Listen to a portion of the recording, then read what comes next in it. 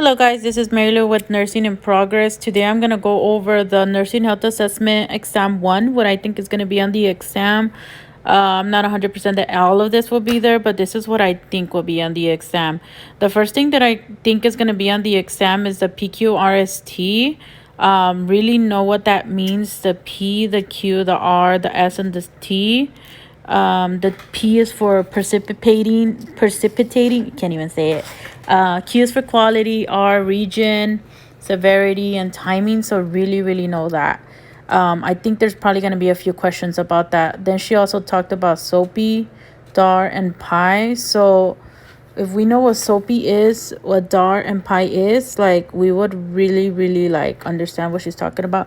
There might be a question in there about what comes first, objective data, assessment, or planning. Or there might be another question about what do we do when we evaluate, things like that. So just know that something like that might come up on the test. That's why I put that in there. So if you guys want to highlight it on your book, that would be great. Another thing that I think is going to be on the test is the hand technique, the dorsal aspect. That's going to be there, and the ball and ornar that you're going to be using to assess patient. The thing that I kind of want you guys to know is that for temperature, remember guys, is a dorsal. If you know that, then it should be very easy for you, because that's something that I'm pretty sure will come up on the test. Here are some other stuff that I highlighted for you guys to know. If you guys want me to, I could put some bigger letters or send you guys something in a PDF, and you guys could kind of see what I did underline in regards to. Another thing that I feel like is going to be on the test would be like the diaphragm of the stethoscope, which is the flat side, which is basically used for high-pitched sounds and heavy pressure, whereas the bell, which is like the cone side of the stethoscope, is going to be best for low-pitched sounds. Something that I definitely underlined was when using the stethoscope, remember earpieces should always be pointing forward. And I think I do remember a question stating about mercury becoming obsolete. So that's definitely going to be on the test. And always remember the cuff side needs to be accurate in regards to getting an accurate reading for the patient. So that's something that I also underline. I don't know if you guys want to underline that in your book so you guys could kind of know what that means. There's some other stuff that I also underline for you guys to kind of know. Pull the earlobe up and back for the adult, and then for a pediatric patient you're going to pull it down. Another thing, like a tape measure, remember centimeters are used more than inches. That's another thing I felt that was going to be on the test that might be a little helpful for you guys, due to the fact that we never know what's going to be there. Tongue depressor, that might be on the test as well. It's going to tell you if you used it. So after you use it, you have to break and disregard it. So that might be a question that you guys might get. It might be a little tricky for that one, because it's going to say, other stuff that's going to trick you. But just remember, after you use the tongue depressor, break and discard it. Break and discard it. Okay, so now I'm going to go ahead and get into the other part of the questioning. One last thing I want to talk about is basically a complete health history. Know for sure your biographical data, current health status, and past health history. We're going to go into a few questions in a little bit so you guys can kind of get an overview or like an example of questions that I kind of put in there for you guys to kind of know. Here we go. Alrighty, here we go with the questions. Which critical thinking skills allows the nurse to think outside the box when assessing a patient? Well, it's going to be creativity, due to the fact that nurses need to be creative when assessing a patient. Another question that I put in there was the primary level of preventative healthcare focuses on which topic? Of course, primary level is health promotion. Sorry, I have a dry mouth. Anyway, nursing is prioritizing data. Which data is primary? Always remember your ABCs. Alrighty, so you guys know airway, breathing, and circulation problems. In this case, pulse ox reading 73 is something that is supposed to be prioritized prior to other interventions. I only put the answer in there so you guys could kind of just understand a little bit of what I meant about that. So now we're going to go into the next question. Which skill is important when performing a physical assessment? Psychomotor. You guys will look more into that. You guys want me to make another video about how I got these questions or these answers? Just let me know. So let's go to the next question. Which activity is an example of a secondary prevention? Of course. Okay, and the answer is wound debridement. All right, let's go to the next one. Which assessment data is considered a symptom? Feeling of anxiety. All right, let's move on to the next question. Who is considered the primary data for a toddler? It's the actual toddler, not the grandma, not the mom, not the grandma, not anybody else. So if you get a question like that, know that it's the specific patient, in this case, the toddler. Okay, let's go to the next one. Which part of the assessment provides the most subjective data? So once you did all that assessment, you have to know that the health history is where everything is going to be stated. Okay, so next question is, nurse is preparing to conduct a history for a new patient. Where would the nurse gather data? Portion of the assessment. She's going to have to talk to the patient, discussing it with the patient. There's no way she could get other information from anybody else. It would have to be specifically from that patient. Okay, here we go again. Remember we talked about psychomotor skills? Here it is. Psychomotor skills means needed to perform 4 techniques: physical assessment, inspection, palpation, percussion, auscultation. Again, you guys must know what that means. Affective skills needed to develop carrying a therapeutic nurse-client care. Know that definition because it will pop up. I'm pretty sure it will. Okay, so now we're going to go into the levels of preventative health care. We kind of already went over a few questions about that, but I kind of just wanted to go a little bit into depth about what it will be, specifically about primary. How I remember it is just health promotion, health fairs, anything like immunizations. Secondary, early detection, acute care. So secondary, the first thing that comes up to my mind is basically detection. Tertiary, end of life care. Just remember rehab. That's literally how I remember. Anything having to do with long-term care or something that, they're trying to get back to the primary care. Subjective data is obviously what the patient tells you. Objective, you're actually observing the signs of what it is. And again, we already went over this, but I kind of just want to drill it into your head so you guys could kind of know. Primary source is the patient. Secondary source is obviously the family member. So yeah, that's something that we definitely need to know in regards to the test.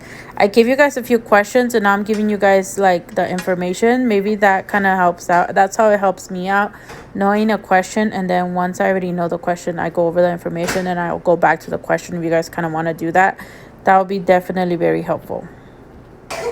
All right, so let's go into prioritizing data. All right, so primary, secondary, and tertiary. Primary, remember, it's life-threatening, anything airway-wise. The patient is anything life-threatening. Just remember that. Secondary, prompt attention, patients having any pain. Tertiary, important, but it could wait. If you're teaching a patient and whatnot. Palpation is deep indenting more than half an inch. Dorsal is the temperature changes. That's where you're going to check if it's going to ask a question about dorsal. Just remember about temperature, just remember dorsal. Pulse and ulnar, I know it has to do with vibrations. Now we're going to go into percussion sound. All right, here we go. Resonance, lungs, dual is liver, tympani, drum-like, stomach. So those are just the sounds. We might not get anything on the test about that, but just know we might get it on the next test or on the other test, but we're definitely going to get it in one of these tests. Auscultating stethoscope, heavy pressure, which is high-pitched sounds. Light pressure is low-pitched sounds.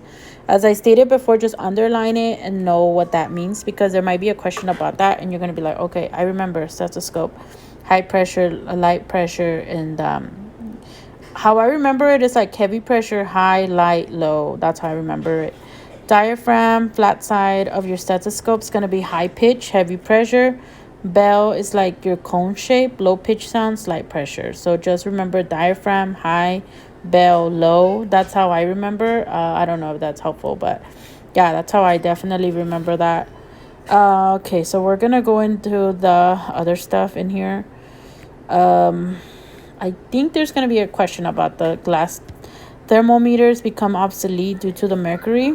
That's very important to know.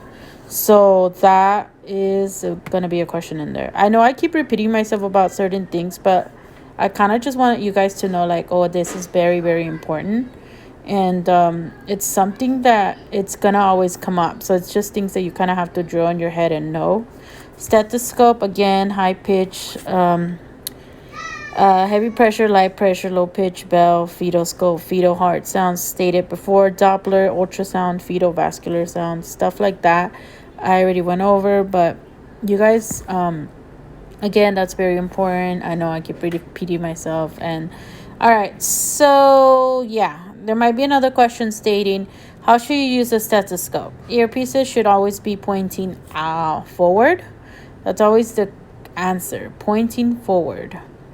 Sphygmomanometer, mercury becoming obsolete. Again, I kind of already did that. Ophthalmoscope, eye examination. So anything that says OP, I remember is like eyes. Otoscope, I remember is like OT is like ears, stuff like that. And visual acuity charts, those are things that it might be on the test. The one that I think is going to be on the test is like, if there's a patient that's like an illiterate adult, you'll remember to give them like the STICAR chart. So that's really the only one to remember. But if you guys want to know all of them, like the Snellen is obviously the one we always use. STICAR is literally the one that might definitely be on the test. Nasoscope, just know what that is for. Nasoscope is for the nostrils, nasal mucosa, terminates, and septum. Centimeters are used often than inches. And remember, when you use a scale, you must calibrate it prior to using it, just in case, if it doesn't work, and we don't want to be like, oh, this patient weighs this much, and stuff like that. Tongue depressor, remember, break and discard after use. To assess the thyroid, remember when we assess the thyroid, we kind of have to have the patient swallow something, so we'll give them like a little cup of water.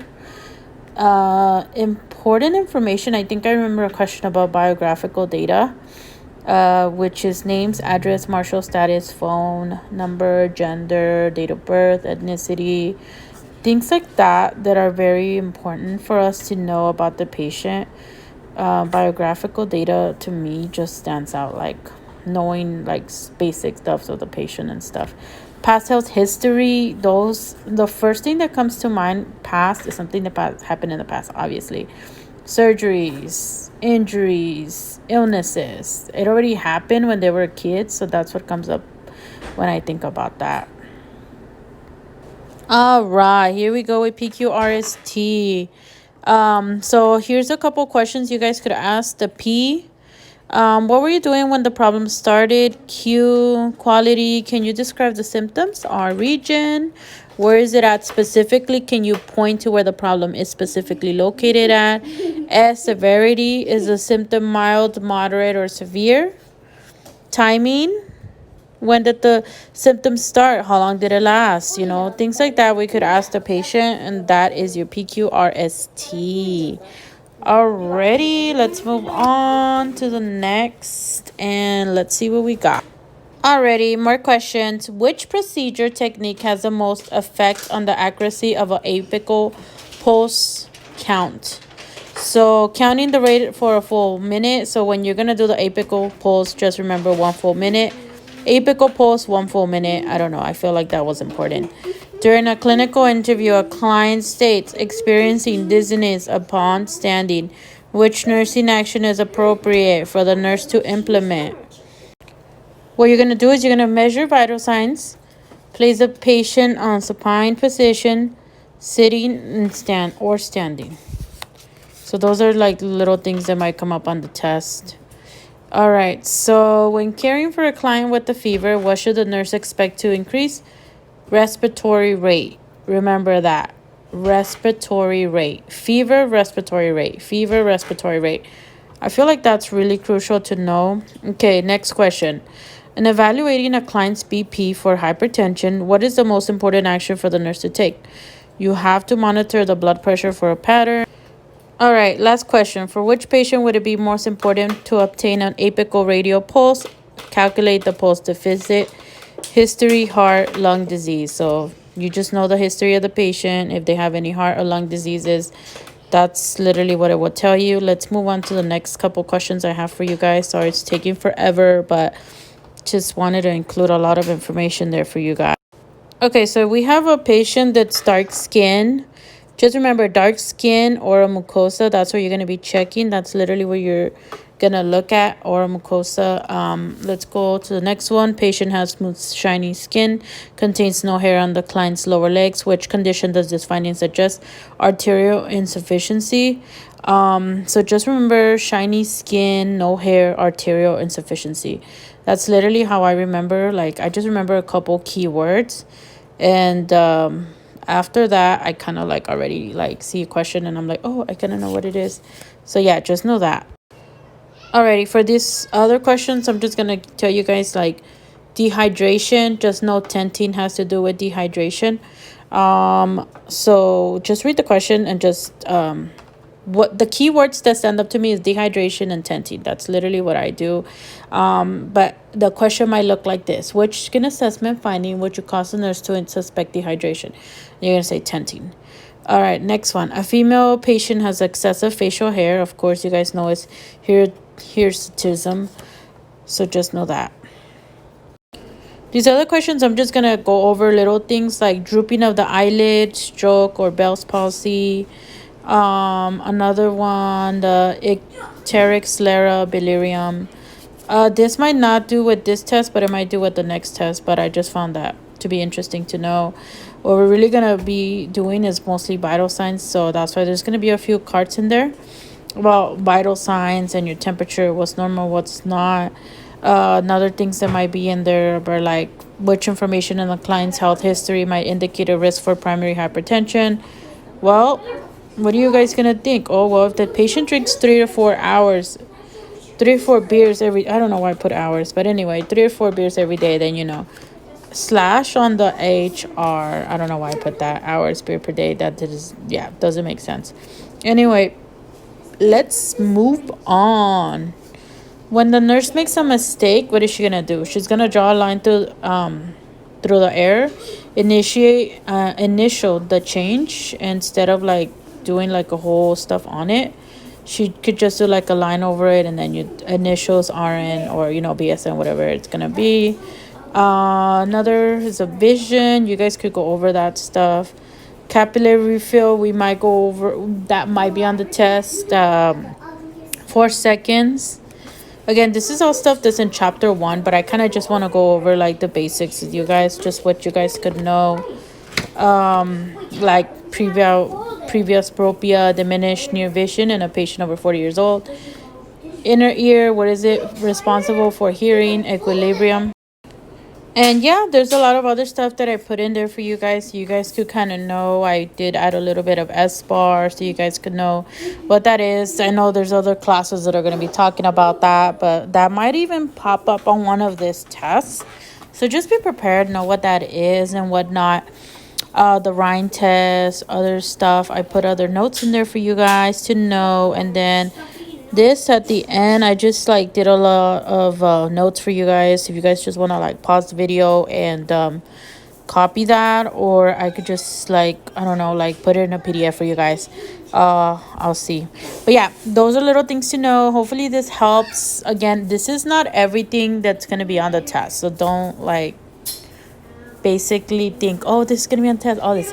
There's other stuff. I still need to go through like the ATI and a little bit of the basic nursing. I kind of just went over the Dylan book. I didn't really go over other stuff that we had to read, but this is like gold. I feel like this is a lot of stuff that's gonna help out with the tests, what to know, just in case these questions do come up and you guys can kind of be ready for that, so you guys don't like get a bad grade. I hope this does help. I hope this does like give you guys a light, you know, to like, oh, I know what I'm doing now. So yeah, again, this is Marilu with Nursing in Progress. Good luck guys on your studying. Wish you guys luck. Bye.